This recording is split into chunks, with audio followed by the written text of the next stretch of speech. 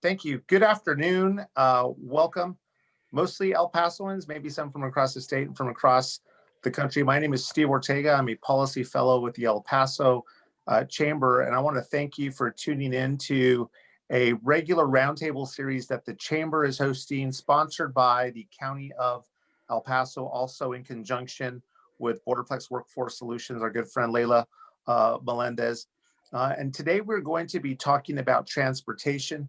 We're going to be having a roundtable with some transportation leaders here in the community, getting their take on different transportation issues here in the El Paso region. And then at the end, we will also be taking questions. So any viewers who have transportation specific questions, feel free to send those in and we will try our best to get them. I first want to introduce a very good friend of mine. He is the executive director of the local Metropolitan Planning Organization. Mr. Eduardo Calvo has many years of experience with TxDOT, also in the private sector. And then about a year and a half ago, correct me if I'm wrong, Mr. Calvo, you were named as the director of the MPO. So I want to thank you, Mr. Calvo, for joining us today.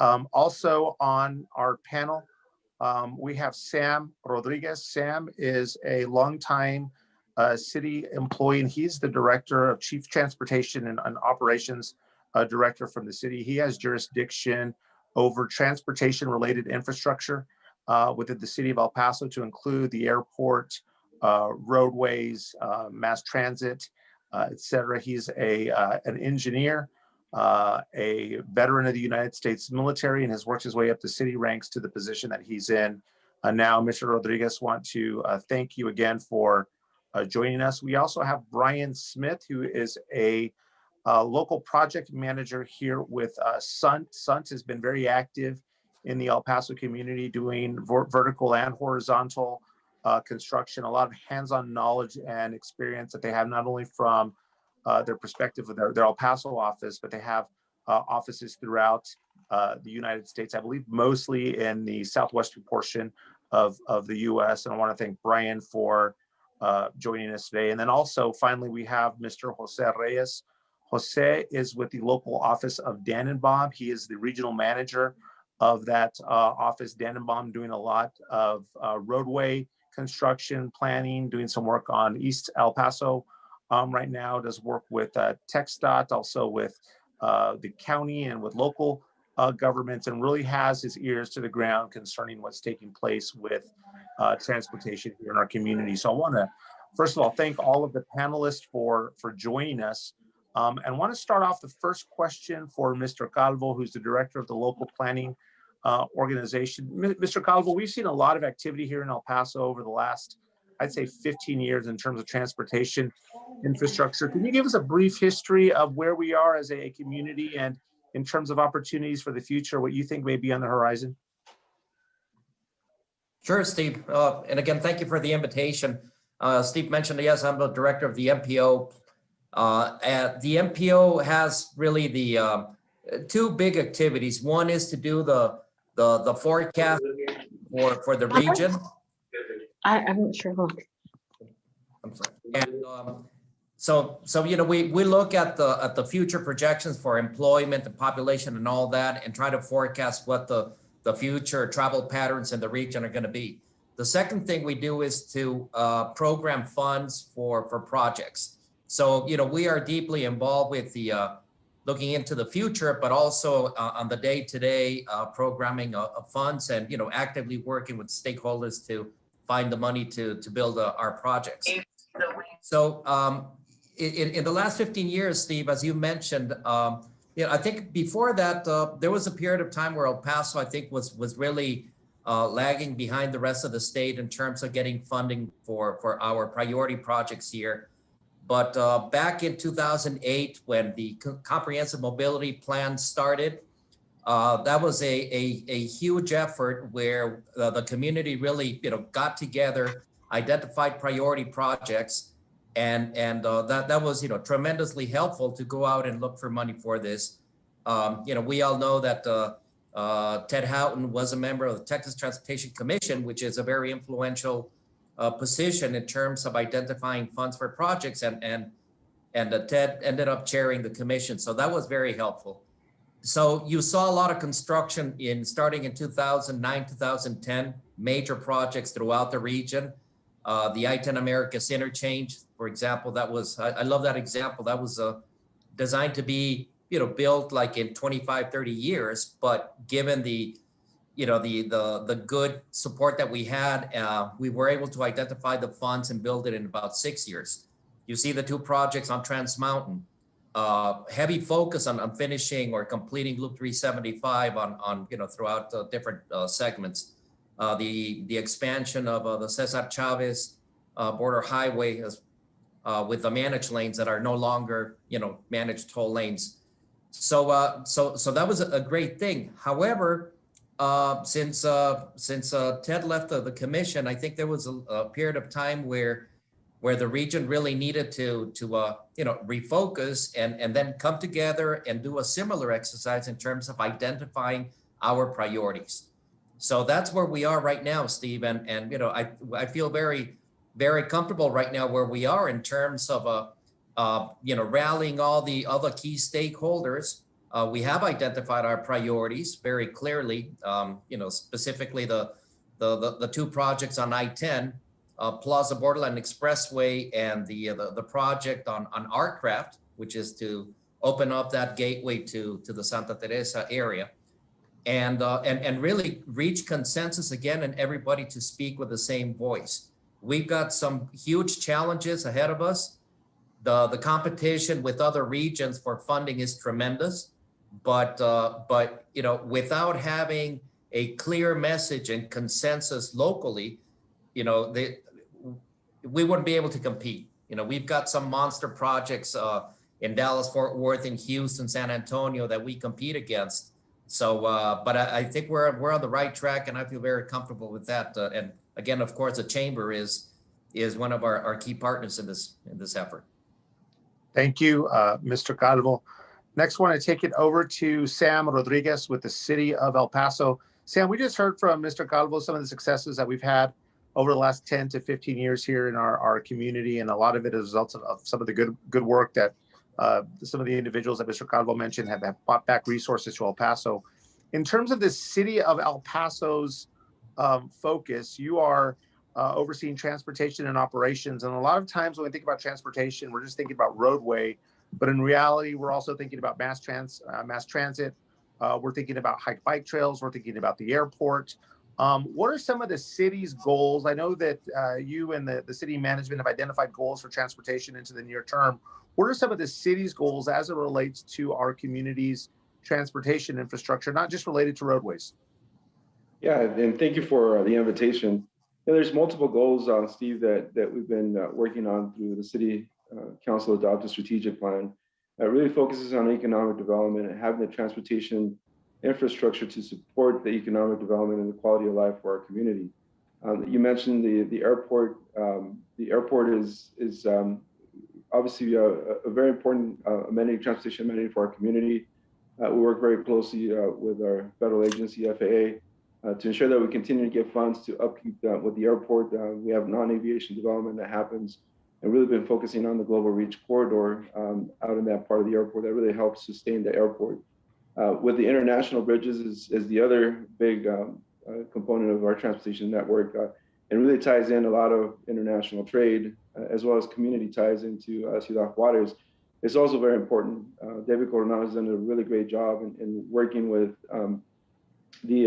the work group that meets on a monthly basis to really establish the goals for what our bridge networking should look like in the future. And that's yielded some tremendous results. We got the $32 million that was approved through the state for funding for improvements on the bridges. And we're not done yet. I think the CIP that was adopted by the City Council is another big important part of that, in that we want to make sure that we set up our ports of entry as state of the art as we can as we move forward, and really ensure that we keep those on par to allow us to stay competitive as a region for international trade, as well as transportation across the city. With mass transit, we've been really focusing on keeping up the service. It's been heavily impacted, obviously, through the pandemic, but the goals for that has been really over the years, been focusing on developing the RTS, the rapid transit system with the 4 corridors. We have the last one that's under development right now, which is the Montana, in conjunction with a new transit terminal out in the east side part of the city. That's really going to help solidify and make that as an attractive transportation network as we can.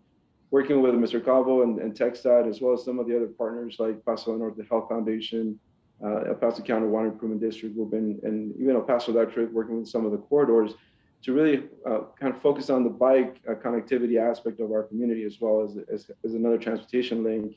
We're developing hike and bike trails through our community that, on our goal from our perspective, should be a good transportation network to get people in and around the city if they want to choose to use the bike or walk to those facilities as they see fit.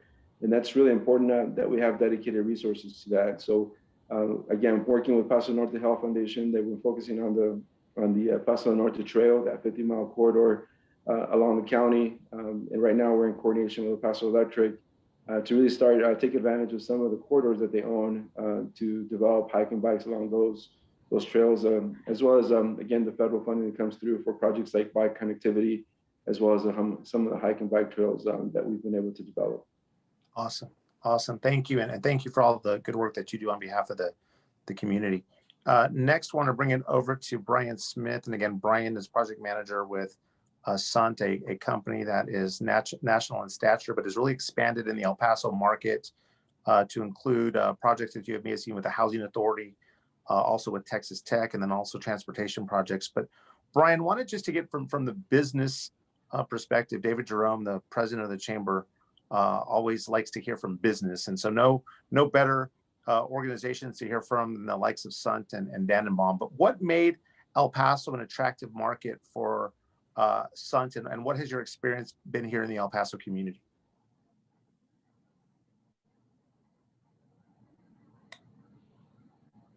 Brian, we can't hear you. If you can turn your microphone on. There we go. You hear me now? Sorry. Okay. Sundt started back here, I believe, in 2008 and 2009 when all the expansion of Fort Bliss happened. And we've just been here. We've had a continuous steady flow of work with the stuff that happened at Fort Bliss, and then all the vertical construction with HACEP and Texas Tech. And then we've just had a constant flow of TxDOT work. You know, we started our first job with TxDOT was the Trans Mountain project on the west side, where it tied into I-10. And then we've also done the I-10 enhancement project that goes through the Spaghetti Bowl. And then, you know, we just finished up a year ago the I-10 CD lanes that went from Executive Center down to Mesa. And then currently we're working on the I-10 Connect project. I'm trying to remember the names that they call, because I haven't done a TxDOT job here in about 2 years. I've been working on with the Corps of Engineers at Big, so I'm trying to remember what all the names are. So it's just been good for us. You know, we keep our ears to the ground with the chamber and everybody to hear what type of work is coming, because it's good for. I know in our transportation division, we've been able to keep a good core group here in El Paso that have been able to deliver all these projects to the city. Okay, awesome. Thank you so much. And thanks for joining us, Mr. Smith.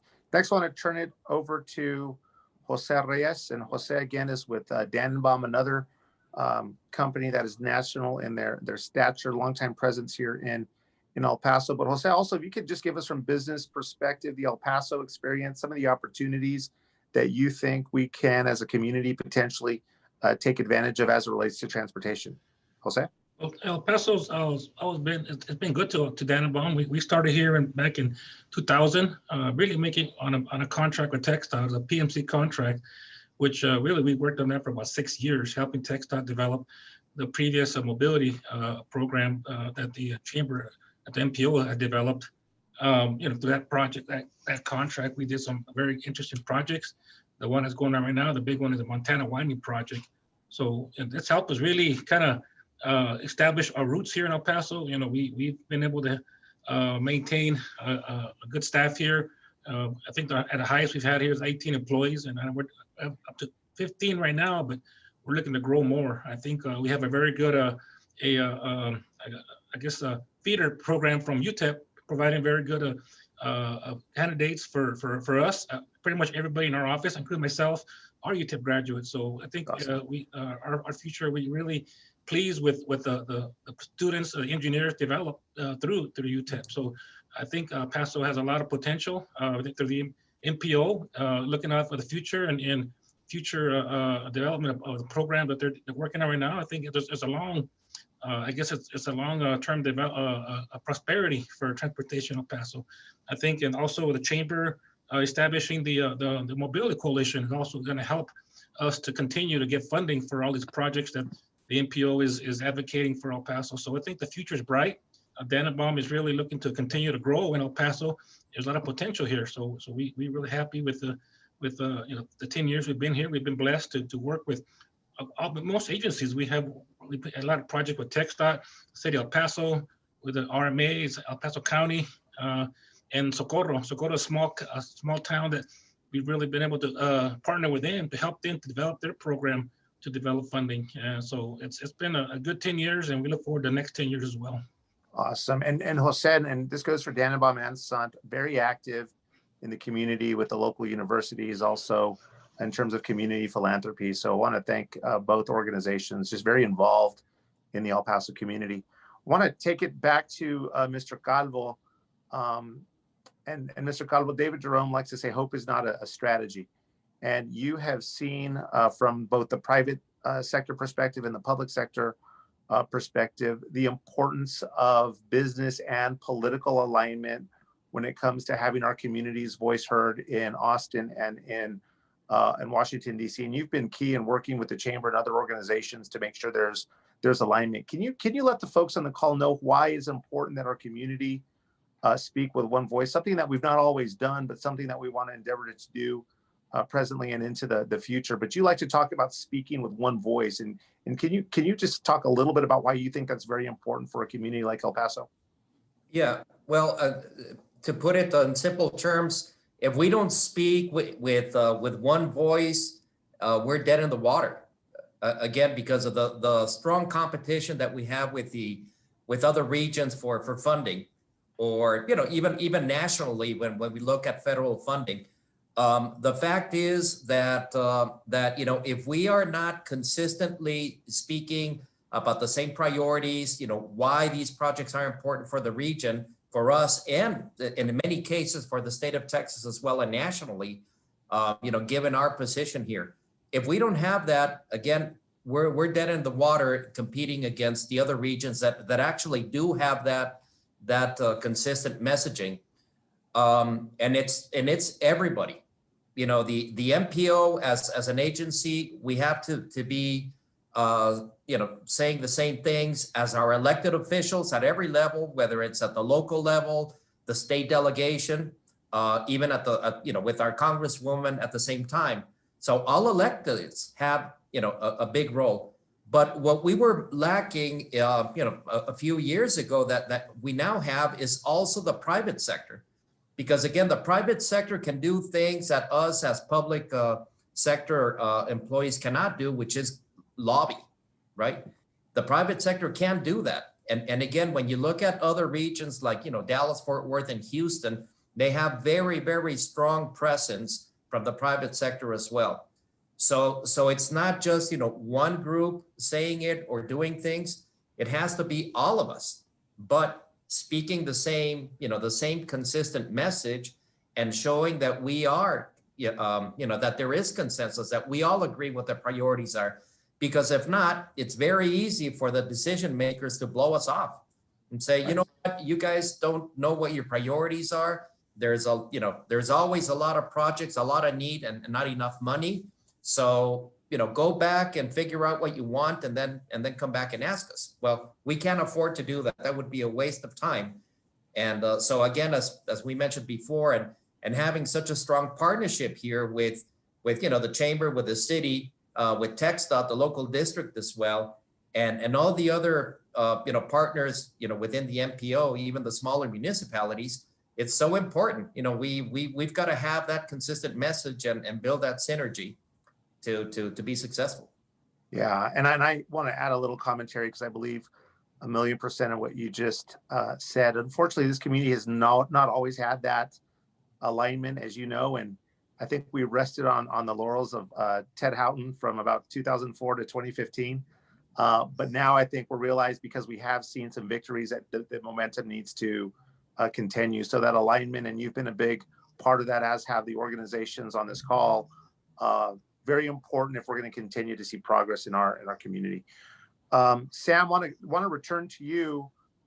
We've all read about the potential for transportation and infrastructure stimulus legislation coming out of Washington, D.C., and hopefully in a significant amount. But what are some of the things that the city would potentially like to see as wish list items if some of those monies find their way back to the El Paso community, in terms of the city of El Paso's transportation related priorities?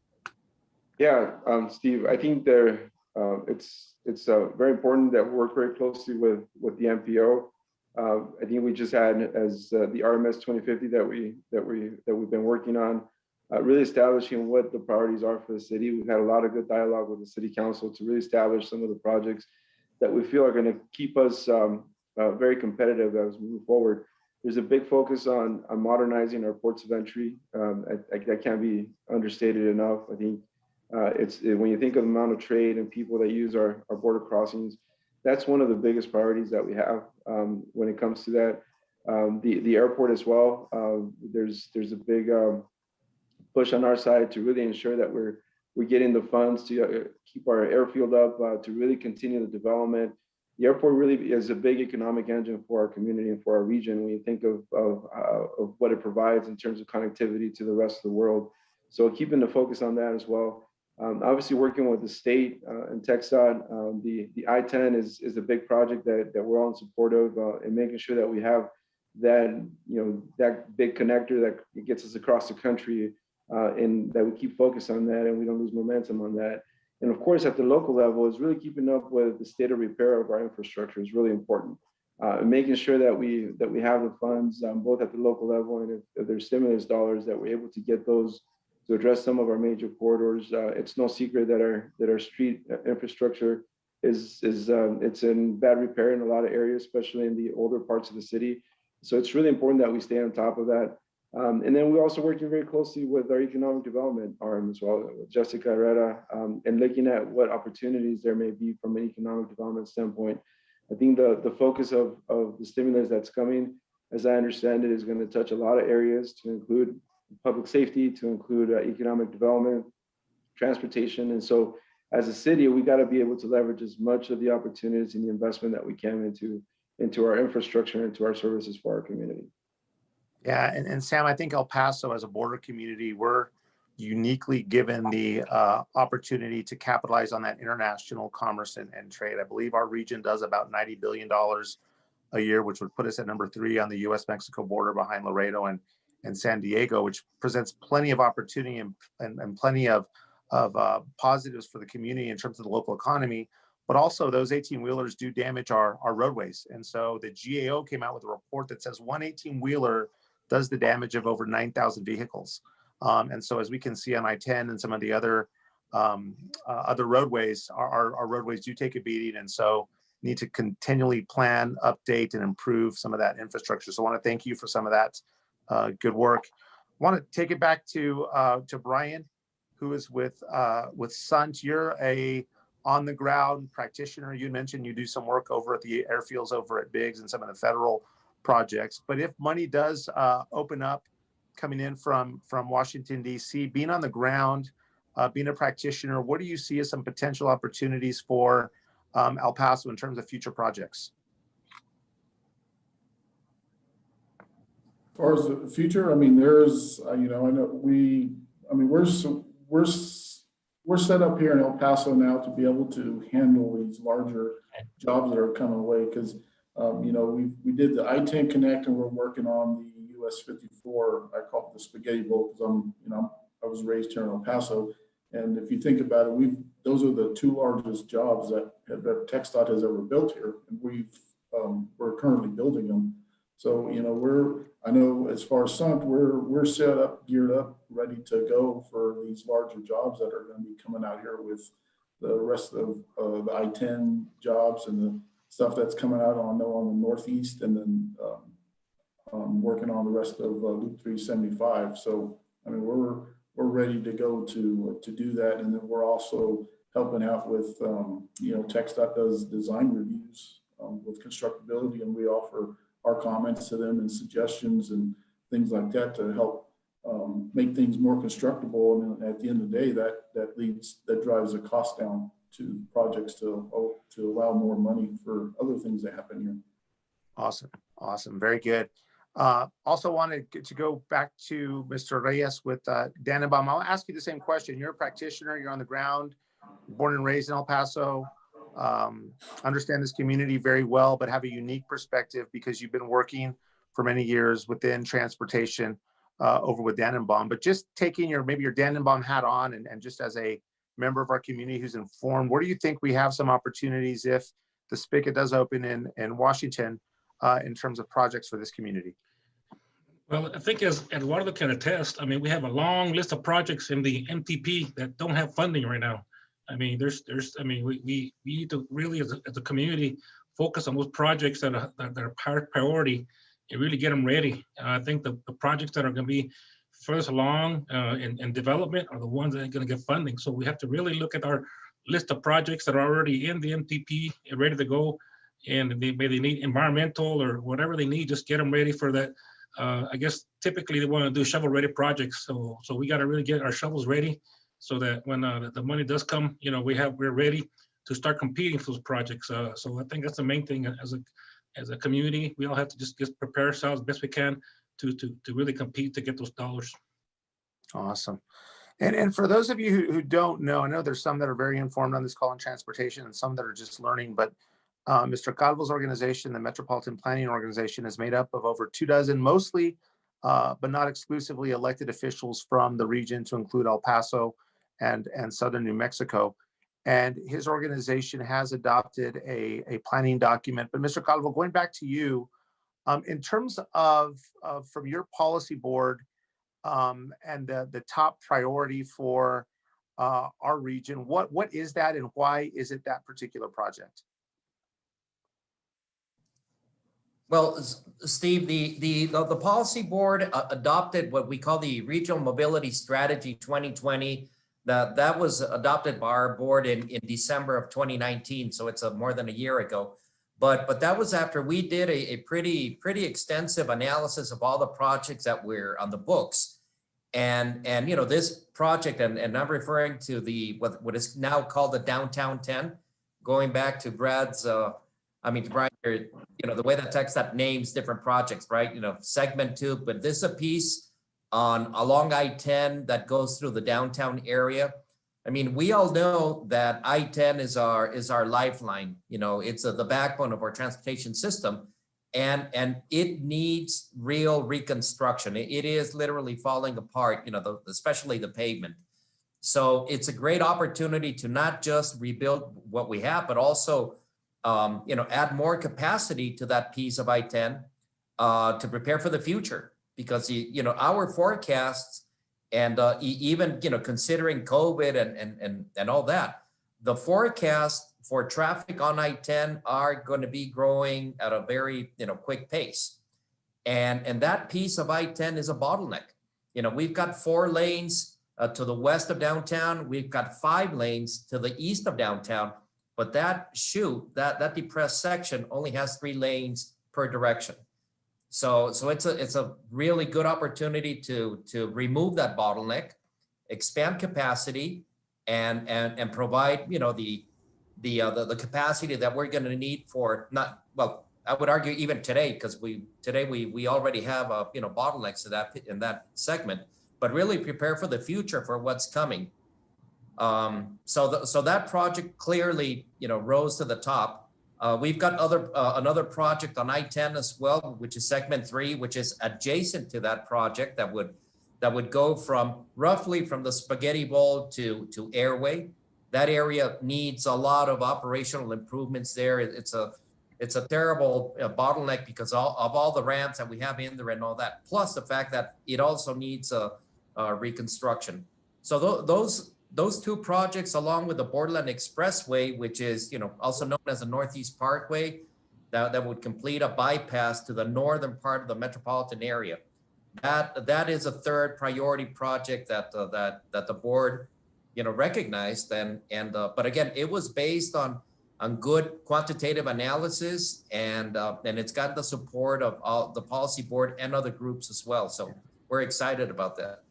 Eduardo, and I'm going to put you on the spot because your comment right now just prompted my recollection of a conversation that we had several months ago. But you, to me, were making the point between transportation build out and economic development, and in particular, construction of new business infrastructure in El Paso. Do you recall that conversation? Yeah, I mean, okay. All so you had noted, the city had made several announcements to include, I believe it was a Kohl's manufacturing facility. There was Amazon, and then there was another project, and we had the Great Wolf that was all planned all along recently developed transportation infrastructure. Can you continue on with that thought? I think it's an important point to make. Absolutely. I mean, the two recent announcements, the Amazon distribution center in the eastern part of the county, and the other one, the TJ Maxx, I forget what. Yeah, it's TJ Maxx. I'm sorry, that's what it was. On George Perry, and I mean, one of the reasons why they're locating there is because they have good access to transportation. I mean, no doubt about that.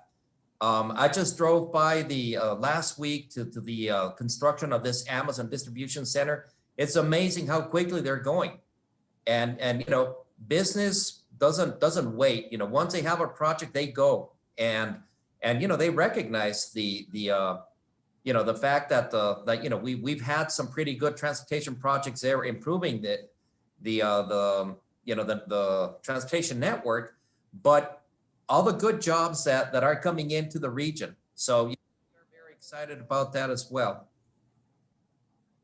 Awesome. Very good. Thank you for your comments.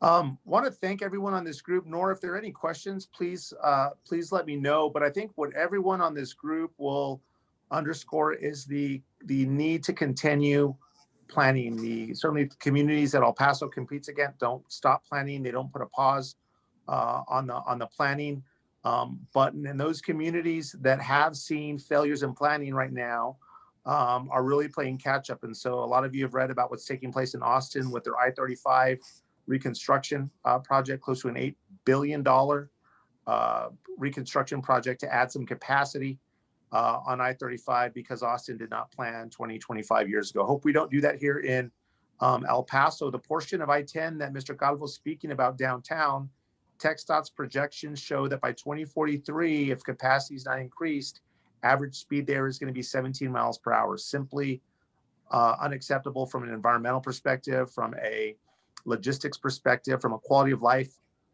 perspective. So very important to start planning right now. And I want to thank everyone who's on this call who in one way or other is involved with our transportation and transportation infrastructure community.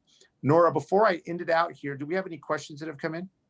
Yes, we do have one. Someone asked if and how they are planning the Amazon traffic flow. Will the trucks need to use Rojas to enter the distribution center? Eduardo, I'll let you start out there, and then I want to see if anyone else has comment there. Yeah, I really haven't seen the detailed traffic analysis that must have been done for that site, but there is no question that the expected volumes are going to be, especially a big trucks, is going to be tremendous. It's going to put a lot of pressure on that East Lake interchange. I believe that the main entrance to that facility will be along Rojas, which means that there will be some circulation between I-10, East Lake, and Rojas. But again, those are good problems to have because of all the activity that Amazon is bringing to that to our region. Yeah, and for those of you who haven't been out there, I just went in December for the first time in a long time, and I'll echo what Mr. Calvo said. The development that's taken place out there is tremendous. And quite frankly, some of the residential development is as nice as anywhere in the city of El Paso. I believe Hunt Communities has a mud or two out there, and the medians are landscaped, the parkways are landscaped, pocket parks. It's just a beautiful development out there, not possible without a built-out transportation network. So thank you, Mr. Calvo, for those words there. Just want to get final thoughts from everyone, and then we'll wrap it up. We'll start now with Sam. Just kind of final thoughts regarding the future of transportation in El Paso. Again, I want to thank you for your participation, Sam. Yeah, thank you for the invite. I just parting thoughts is, when you think of transportation infrastructure, it is multimode. We got to keep that in mind as we move forward. It's about the expansion and the opportunities that we create, for projects like TJ Maxx. They're scheduled to start construction, I think by early summer as well, out in the airport as well. So, but also keep in mind the status of our existing infrastructure and the state of repair that's in, and making sure that we don't lose track of that either, because a lot of areas and really regions of our community could deteriorate without the proper attention and without the proper dialogue as we move forward. So again, there's a lot of pieces to the puzzle. Dialogues like this, the coalition with the chamber, and really good coordination through the MPO is really going to help our community in the long term. Thank you for the invite. Thank you, Sam. Thank you. Brian, I'll next turn it over to you. Any parting thoughts regarding transportation in El Paso and our future? I mean, I think we just need to keep a unified voice, and I think it's starting to be heard now, and I think it'll start paying dividends here in the future. Awesome. Thank you so much. And then Jose, I want to turn it over to you, Mr. Reyes. Well, first of all, I want to thank Borderplex for allowing us to talk today about transportation. These are, I guess, every time we get together, we can share our thoughts, and it only helps kind of unify our city and move forward. I think the future is bright for El Paso. We're going the right direction. So thank you so much for having me here. Awesome. Thank you. And then Mr. Calvo, just some parting thoughts. Parting thoughts. Looking into the future, our relationship with Ciudad Juarez and the Maquilas, that's going to be tremendously important, as Sam said. So looking very specifically at our crossing infrastructure, whether it's bridges or even working with the Santa Teresa port of entry, we've got to take advantage of those opportunities, and the cross-border movement of stuff has to be efficient, whether it's people or goods. We have to focus on that. That's a tremendously important opportunity for us. And of course, once the stuff crosses into El Paso, everything gravitates to I-10. So the fact that we are in the crossroads of trade corridors, we've got to capitalize on that. So, tremendously important. Awesome. Thank you all again for your work. Just a couple of announcements. Actually, before I get to the announcement, I want to let you know that we will have future sessions on transportation. You will be hearing a little bit about an effort that the chamber is working on with other stakeholders to potentially try to get some layered victories with the downtown I-10 project, that being a potential green space over the downtown area. But we will continue to have these. The next roundtable that will be hosted by the chamber, sponsored by the County of El Paso and Workforce Solutions Borderplex, will be on March 31st.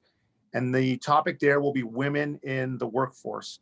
And so stay on the lookout for that notification via email. I think the chamber is also putting a notification on Facebook, and certainly look forward to that roundtable. Again, want to thank you for tuning in today to this discussion. I want to thank all of our participants. Hopefully you learned a little bit about transportation, and hopefully you, like I, am optimistic about the future of transportation in our community. Thank you so much.